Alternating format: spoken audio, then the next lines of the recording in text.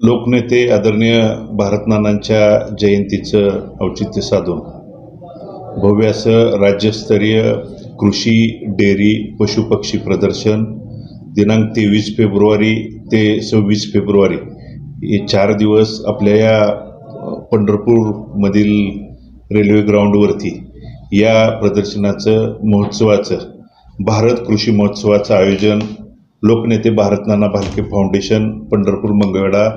आणि समस्त भालकीप्रेमींच्या वतीनं आयोजित केलेला आहे। यामध्ये विशेष आकर्षण म्हणून जवळजवळ 1.5 टनाचा गजेंद्र रेडा, ज्या रेड्याला 2 कोटी रुपयाची मागणी, कुरनूर जातीची 2.5 फुटाची गाय असेल किंवा विविध पक्षी प्राणी त्या ठिकाणी